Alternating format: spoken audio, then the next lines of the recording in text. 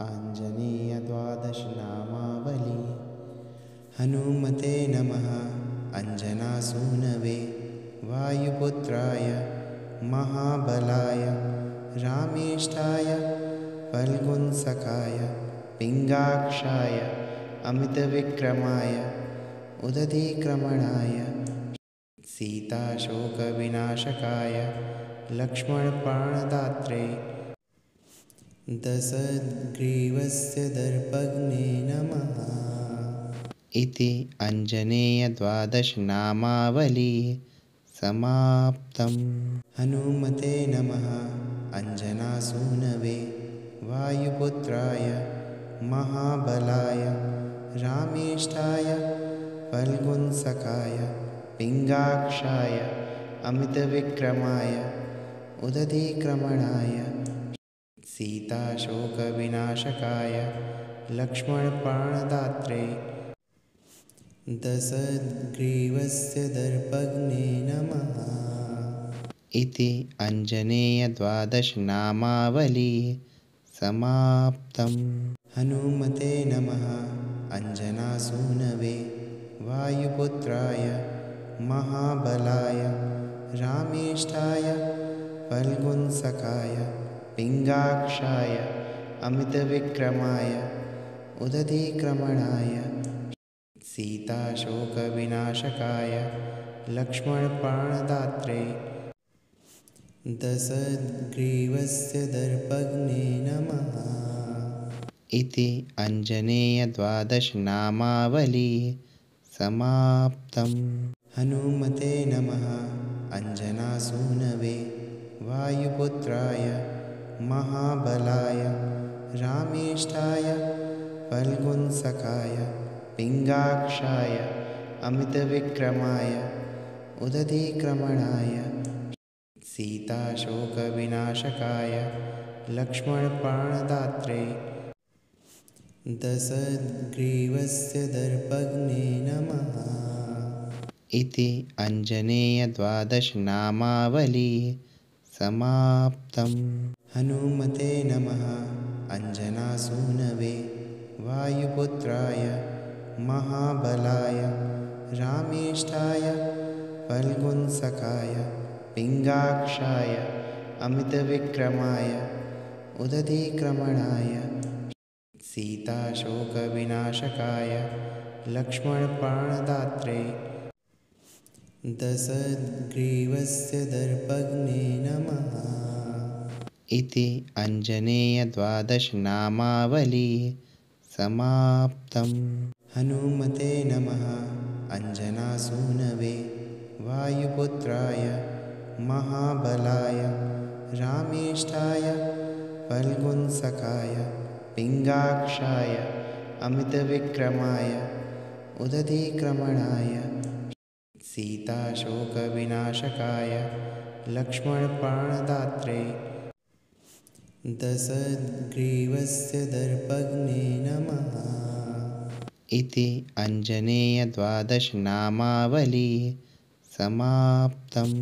हनुमते नमः अञ्जनासूनवे वायुपुत्राय महाबलाय रामेष्ठाय फल्गुनसखाय पिङ्गाक्षाय अमितविक्रमाय उदधीक्रमणाय सीताशोकविनाशकाय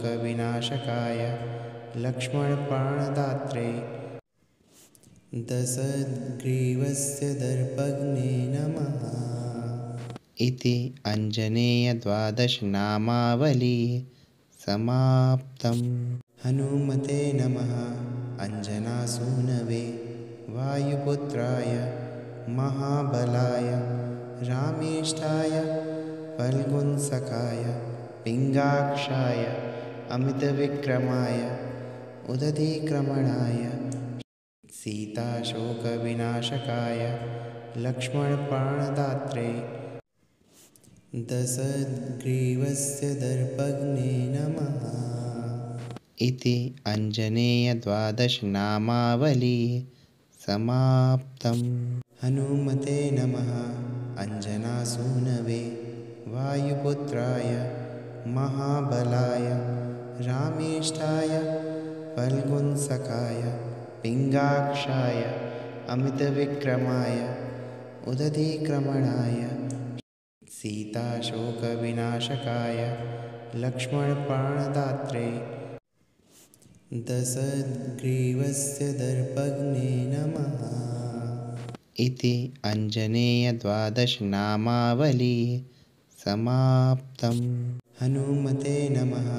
अञ्जनासूनवे वायुपुत्राय महाबलाय रामेष्ठाय फल्गुणसखाय पिङ्गाक्षाय अमितविक्रमाय उदधीक्रमणाय सीताशोकविनाशकाय लक्ष्मणप्राणदात्रे दशग्रीवस्य दर्पघ्ने नमः।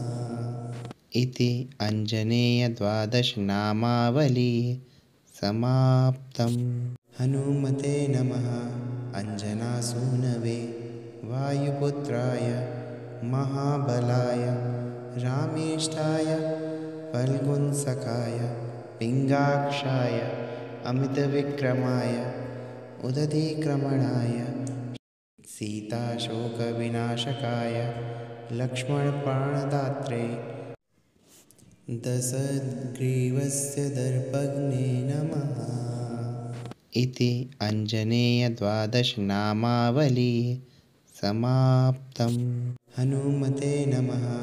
अञ्जनासूनवे वायुपुत्राय महाबलाय रामेष्ठाय फल्गुणसखाय पिङ्गाक्षाय अमितविक्रमाय उदधीक्रमणाय सीताशोकविनाशकाय लक्ष्मणप्राणदात्रे दशग्रीवस्य दर्पघ्ने नमः। इति आञ्जनेयद्वादशनामावली समाप्तम्। हनुमते नमः। अञ्जनासूनवे वायुपुत्राय महाबलाय रामेष्ठाय फल्गुणसखाय पिङ्गाक्षाय अमितविक्रमाय उदधीक्रमणाय सीताशोकविनाशकाय लक्ष्मणप्राणदात्रे दशग्रीवस्य दर्पघ्ने नमः। इति आञ्जनेयद्वादशनामावली समाप्तम्। हनुमते नमः। अञ्जनासूनवे वायुपुत्राय महाबलाय रामेष्ठाय फल्गुणसखाय पिङ्गाक्षाय अमितविक्रमाय उदधीक्रमणाय सीताशोकविनाशकाय लक्ष्मणप्राणदात्रे दशग्रीवस्य दर्पघ्ने नमः। इति आञ्जनेयद्वादशनामावली समाप्तम्। हनुमते नमः। अञ्जनासूनवे वायुपुत्राय महाबलाय रामेष्ठाय फल्गुणसखाय पिङ्गाक्षाय अमितविक्रमाय उदधीक्रमणाय सीताशोकविनाशकाय लक्ष्मणप्राणदात्रे दशग्रीवस्य दर्पघ्ने नमः। इति आञ्जनेयद्वादशनामावली समाप्तम्। हनुमते नमः। अञ्जनासूनवे वायुपुत्राय महाबलाय रामेष्ठाय फल्गुणसखाय पिङ्गाक्षाय अमितविक्रमाय उदधीक्रमणाय सीताशोकविनाशकाय लक्ष्मणप्राणदात्रे दशग्रीवस्य दर्पघ्ने नमः। इति आञ्जनेयद्वादशनामावली समाप्तम्। हनुमते नमः। अञ्जनासूनवे वायुपुत्राय महाबलाय रामेष्ठाय फल्गुणसखाय पिङ्गाक्षाय अमितविक्रमाय उदधीक्रमणाय सीताशोकविनाशकाय लक्ष्मणप्राणदात्रे दशग्रीवस्य दर्पघ्ने नमः इति अञ्जनेयद्वादशनामावली समाप्तम्। हनुमते नमः अञ्जनासूनवे वायुपुत्राय महाबलाय रामेष्ठाय फल्गुनसखाय पिङ्गाक्षाय अमितविक्रमाय उदधीक्रमणाय सीताशोकविनाशकाय लक्ष्मणप्राणदात्रे दशग्रीवस्य दर्पघ्ने नमः इति अञ्जनेयद्वादशनामावली समाप्तम्। हनुमते नमः अञ्जनासूनवे वायुपुत्राय महाबलाय रामेष्ठाय फल्गुनसखाय पिङ्गाक्षाय अमितविक्रमाय उदधीक्रमणाय सीताशोकविनाशकाय लक्ष्मणप्राणदात्रे दशग्रीवस्य दर्पघ्ने नमः इति अञ्जनेयद्वादशनामावली समाप्तम्। हनुमते नमः अञ्जनासूनवे वायुपुत्राय महाबलाय रामेष्ठाय फल्गुनसखाय पिङ्गाक्षाय अमितविक्रमाय उदधीक्रमणाय सीताशोकविनाशकाय लक्ष्मणप्राणदात्रे दशग्रीवस्य दर्पघ्ने नमः इति अञ्जनेयद्वादशनामावली समाप्तम्। हनुमते नमः अञ्जनासूनवे वायुपुत्राय महाबलाय रामेष्ठाय फल्गुनसखाय पिङ्गाक्षाय अमितविक्रमाय उदधीक्रमणाय सीताशोकविनाशकाय लक्ष्मणप्राणदात्रे दशग्रीवस्य दर्पघ्ने नमः इति अञ्जनेयद्वादशनामावली समाप्तम्।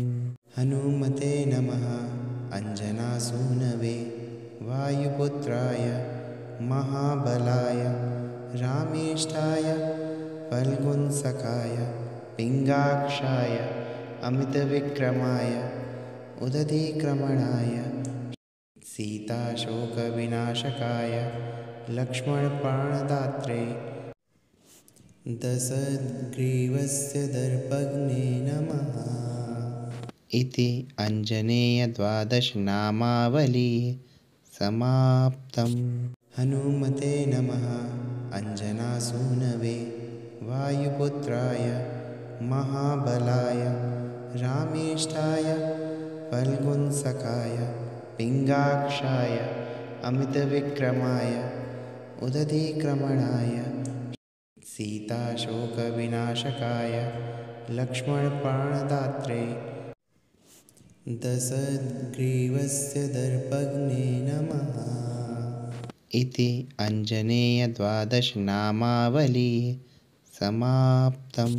हनुमते नमः अञ्जनासूनवे वायुपुत्राय महाबलाय रामेष्ठाय फल्गुनसखाय पिङ्गाक्षाय अमितविक्रमाय उदधीक्रमणाय सीताशोकविनाशकाय लक्ष्मणप्राणदात्रे दशग्रीवस्य दर्पघ्ने नमः इति अञ्जनेयद्वादशनामावली समाप्तम्।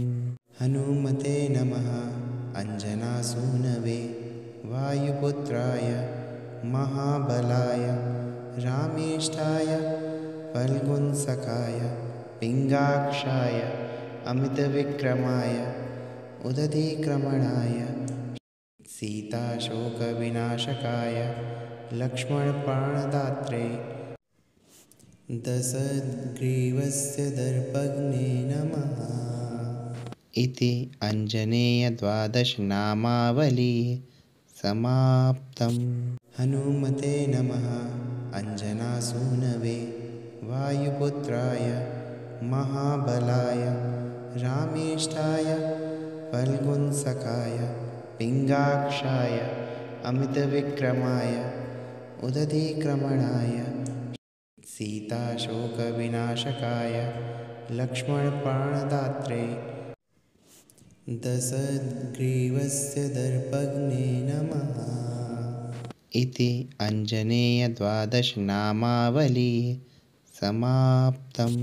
हनुमते नमः अंजनासूनवे वायुपुत्राय महाबलाय रामेष्ठाय फल्गुनसखाय पिङ्गाक्षाय अमितविक्रमाय उदधीक्रमणाय सीताशोकविनाशकाय लक्ष्मणप्राणदात्रे दशग्रीवस्य दर्पघ्ने नमः इति आञ्जनेयद्वादशनामावली समाप्तम्। हनुमते नमः अंजनासूनवे वायुपुत्राय महाबलाय रामेष्ठाय फल्गुनसखाय पिङ्गाक्षाय अमितविक्रमाय उदधीक्रमणाय सीताशोकविनाशकाय लक्ष्मणप्राणदात्रे दशग्रीवस्य दर्पघ्ने नमः इति आञ्जनेयद्वादशनामावली समाप्तम्। हनुमते नमः अंजनासूनवे वायुपुत्राय महाबलाय रामेष्ठाय फल्गुनसखाय पिङ्गाक्षाय अमितविक्रमाय उदधीक्रमणाय सीताशोकविनाशकाय लक्ष्मणप्राणदात्रे दशग्रीवस्य दर्पघ्ने नमः इति आञ्जनेयद्वादशनामावली समाप्तम्। हनुमते नमः अंजनासूनवे वायुपुत्राय महाबलाय रामेष्ठाय फल्गुनसखाय पिङ्गाक्षाय अमितविक्रमाय उदधीक्रमणाय सीताशोकविनाशकाय लक्ष्मणप्राणदात्रे दशग्रीवस्य दर्पघ्ने नमः इति आञ्जनेयद्वादशनामावली समाप्तम्। हनुमते नमः अंजनासूनवे वायुपुत्राय महाबलाय रामेष्ठाय फल्गुनसखाय पिङ्गाक्षाय अमितविक्रमाय उदधीक्रमणाय सीताशोकविनाशकाय लक्ष्मणप्राणदात्रे दशग्रीवस्य दर्पघ्ने नमः इति आञ्जनेयद्वादशनामावली समाप्तम्। हनुमते नमः अंजनासूनवे वायुपुत्राय महाबलाय रामेष्ठाय फल्गुनसखाय पिङ्गाक्षाय अमितविक्रमाय उदधीक्रमणाय सीताशोकविनाशकाय लक्ष्मणप्राणदात्रे दशग्रीवस्य दर्पघ्ने नमः इति आञ्जनेयद्वादशनामावली समाप्तम्। हनुमते नमः अंजनासूनवे वायुपुत्राय महाबलाय रामेष्ठाय फल्गुनसखाय पिङ्गाक्षाय अमितविक्रमाय उदधीक्रमणाय सीताशोकविनाशकाय लक्ष्मणप्राणदात्रे दशग्रीवस्य दर्पघ्ने नमः इति आञ्जनेयद्वादशनामावली समाप्तम्। हनुमते नमः अंजनासूनवे वायुपुत्राय महाबलाय रामेष्ठाय फल्गुनसखाय पिङ्गाक्षाय अमितविक्रमाय उदधीक्रमणाय सीताशोकविनाशकाय लक्ष्मणप्राणदात्रे दशग्रीवस्य दर्पघ्ने नमः। इति अञ्जनेयद्वादशनामावली समाप्तम्। हनुमते नमः।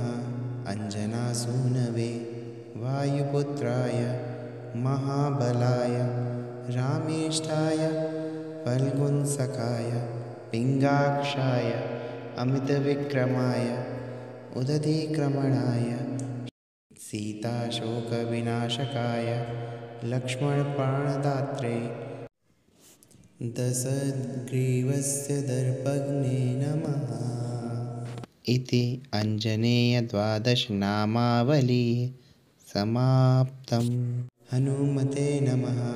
अञ्जनासूनवे वायुपुत्राय महाबलाय रामेष्ठाय फल्गुनसखाय पिङ्गाक्षाय अमितविक्रमाय उदधीक्रमणाय सीताशोकविनाशकाय लक्ष्मणप्राणदात्रे दशग्रीवस्य दर्पघ्ने नमः।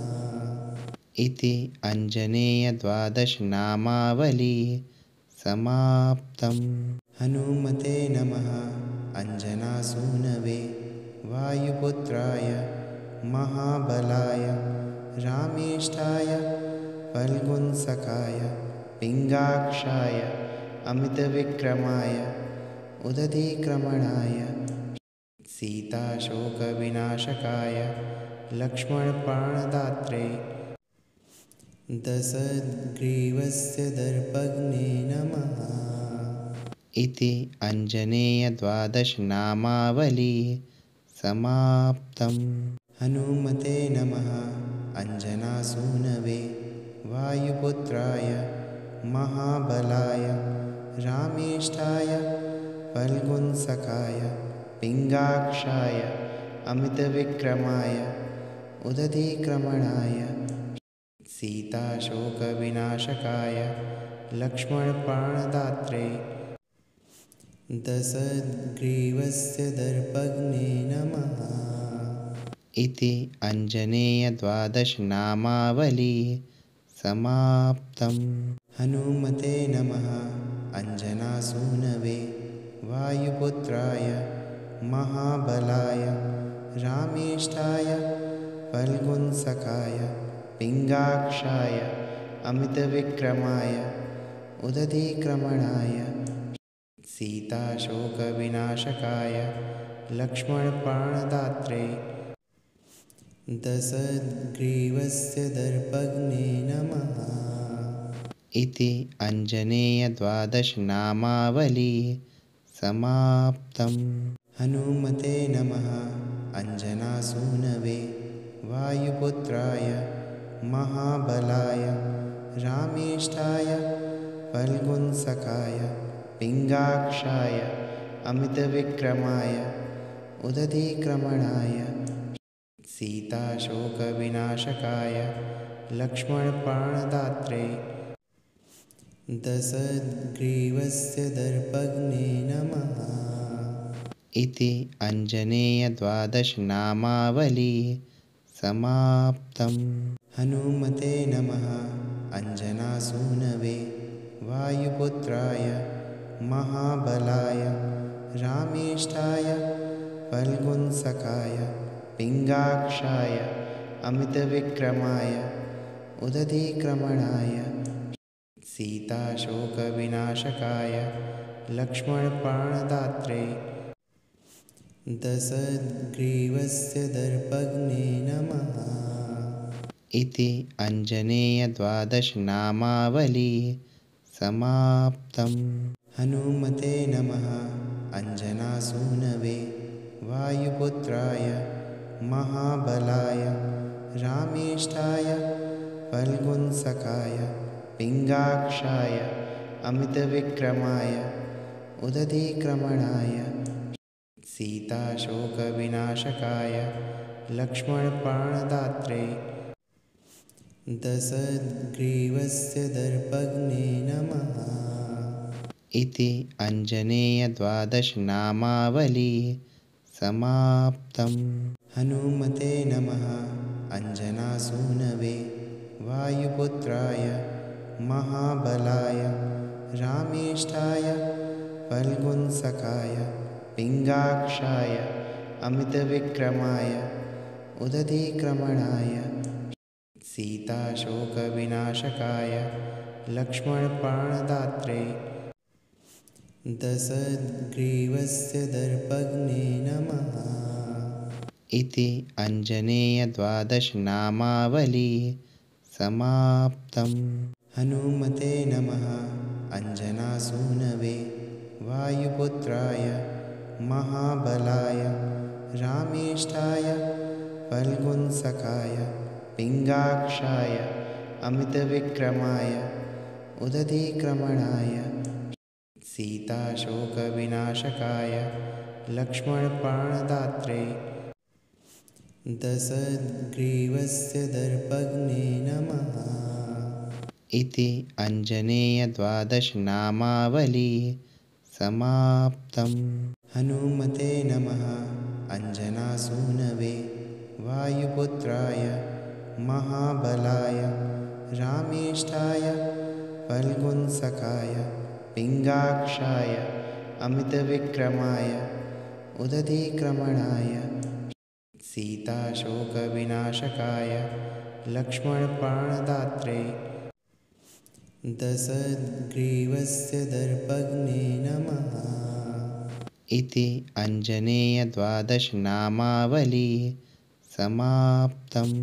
हनुमते नमः अञ्जनासूनवे वायुपुत्राय महाबलाय रामेष्ठाय फल्गुनसखाय पिङ्गाक्षाय अमितविक्रमाय उदधीक्रमणाय सीताशोकविनाशकाय लक्ष्मणप्राणदात्रे दशग्रीवस्य दर्पघ्ने नमः इति आञ्जनेयद्वादशनामावलिः समाप्तम्।